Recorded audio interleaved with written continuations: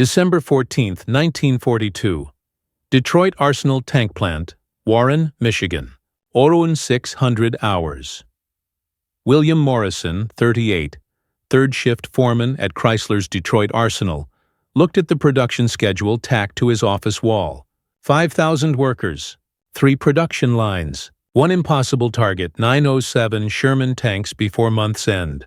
Army brass said it couldn't be done. Engineering textbooks said it shouldn't be done. Morrison's own supervisors warned against trying. But Morrison, a Detroit assembly line veteran who'd built Model T Fords during the Depression, saw something others missed. He saw wasted motion, redundant checks, assembly procedures designed for peacetime perfection, not wartime urgency. What he did next wasn't in any manual. It violated 3 separate Army inspection protocols. His supervisors called it reckless. Yet by Christmas 1942, Morrison's forbidden shortcut would set an all-time production record that would never be broken, and the Shermans rolling out every 20 minutes would help turn the tide at Kasserine Pass, Normandy, and the Ardennes. By December 1942, American tank production faced a crisis. Soviet forces were bleeding Shermans at Stalingrad. British 8th Army needed replacements in North Africa. The coming invasion of Sicily demanded thousands more. Detroit Arsenal, built in just 18 months on farmland 15 miles north of Detroit, had become America's largest tank factory, 1/3 of a mile long, 3 million square feet of production floor. Chrysler Corporation running it under government contract. Traditional tank production philosophy, quality over speed. Each Sherman took 10,000 man-hours to build. Every weld inspected twice. Every rivet verified. Every subsystem tested separately before final assembly. Army Ordnance Department doctrine was clear. Tanks were precision instruments. Rush production meant defects. Defects meant crew deaths. By November 1942, Detroit Arsenal was producing 750 tanks monthly. Respectable, steady, safe. Not nearly enough. General Leslie McNair, commanding Army Ground Forces, visited the plant November 28th. He walked line number 2 with Morrison. How fast could you go if doctrine didn't matter? McNair asked. Morrison didn't hesitate. Give me 2 weeks. I'll show you. McNair authorized limited protocol deviations. Morrison got his 2 weeks. What he planned violated everything Army inspectors held sacred.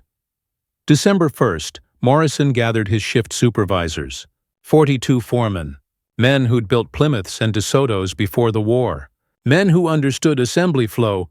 We're going to build tanks like Henry Ford built cars, Morrison announced.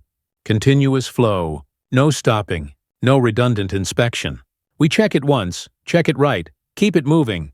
His supervisors looked skeptical. Army won't accept that. Army needs tanks. They'll accept what works. Morrison's first target, welding inspection. Army protocol required 2 separate inspectors verify every major weld.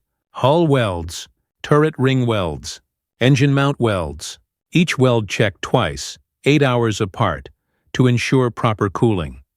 Morrison's question, why wait? He proposed simultaneous inspection.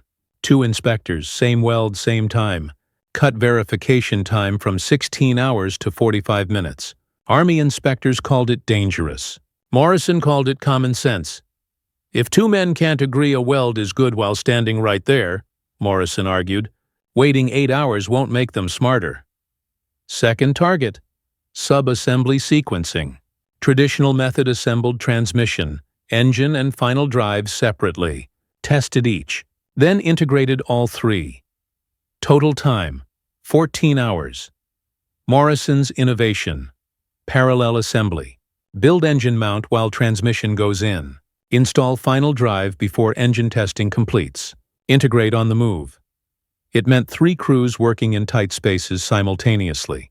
It meant coordination down to the minute. It meant if one system failed, you might have to rework everything. It cut installation time to 6 hours. Third target, the afternoon shift break. Standard procedure, 20-minute lunch break at 1400 hours. Entire line stops, 1,700 workers eating simultaneously. Downtime, 35 minutes, including line restart. Morrison's solution: staggered breaks. Workers eat in rotation. Line never stops. Union stewards hated it. Men need to rest together.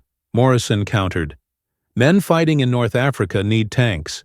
Pick one, workers voted. Tanks won December 7th, 1 year after Pearl Harbor. Morrison implemented all three changes simultaneously. First Sherman of the new system. Hull welding began at 600. By 0645, both inspectors signed off. No waiting, no delay. Engine installation started at 0800 with transmission work still ongoing. Precision choreography. 3 teams, 1 tank, constant motion. By 1530, first tank rolled to final inspection. Total construction time: 9 hours, 30 minutes. Previous record: 18 hours, 15 minutes. Army Inspector Captain Theodore Walsh watched it roll past. He held his clipboard. He had authority to reject the entire system. One word from him: Morrison's experiment ends. Walsh walked the tank, checked welds, tested turret rotation, climbed inside, examined every bolt. 15 minutes of silence. Then Walsh turned to Morrison. "It's better than our last 50 tanks. How'd you do it?"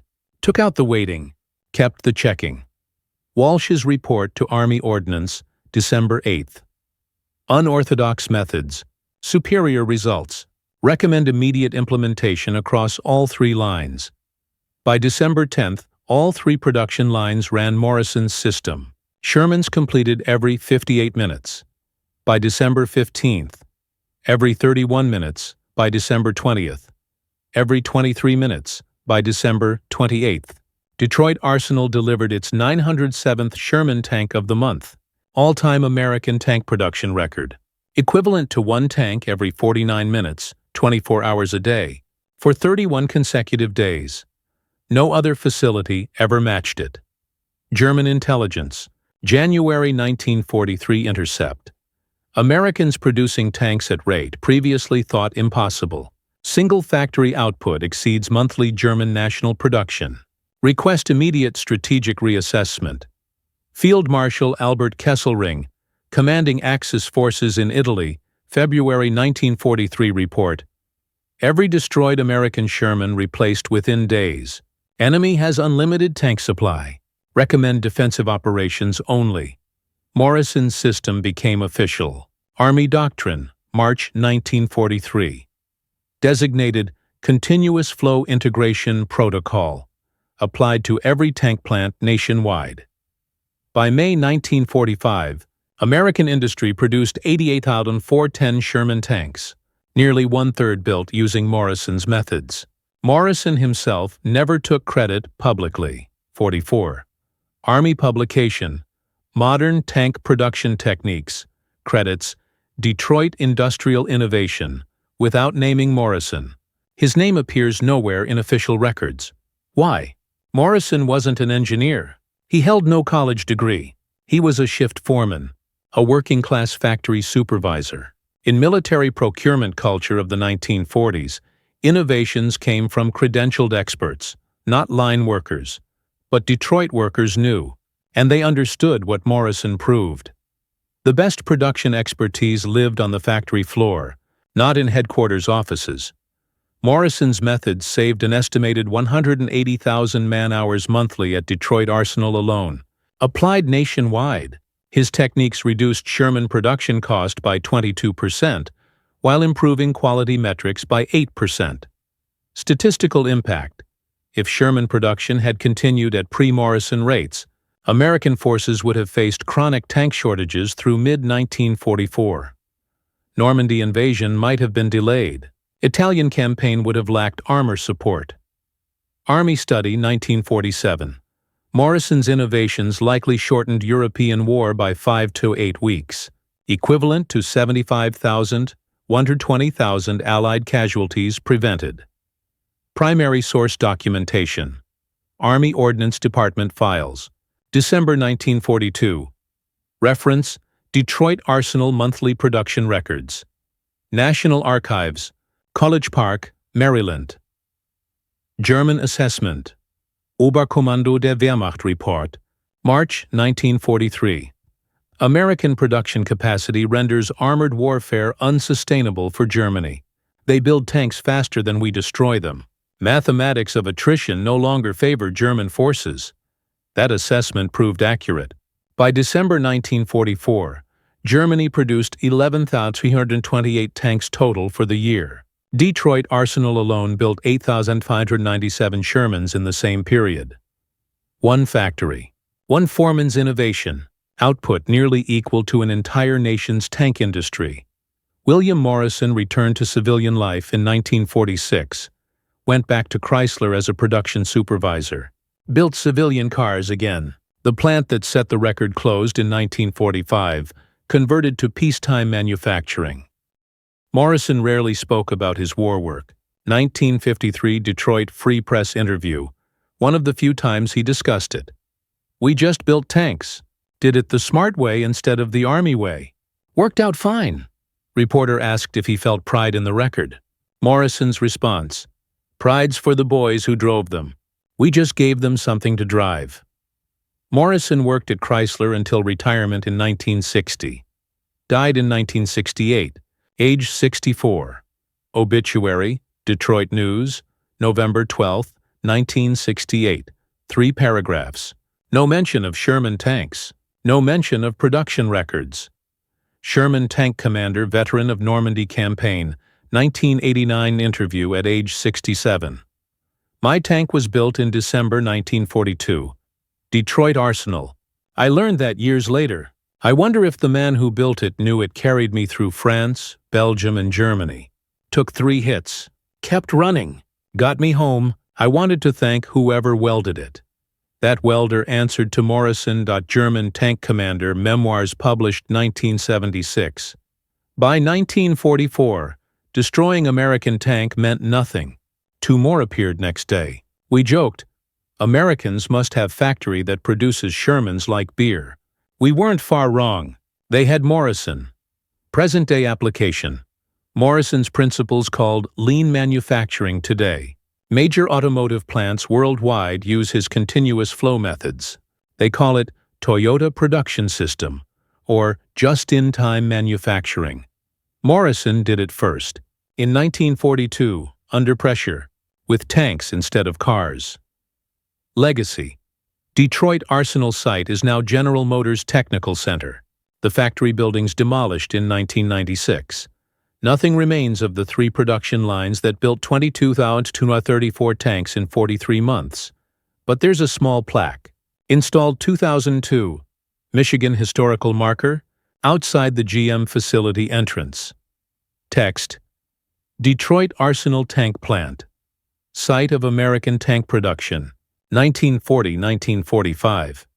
In December 1942, workers here set an all-time record by producing 907 Sherman tanks in 1 month, a feat never equaled. These tanks helped secure Allied victory in World War II.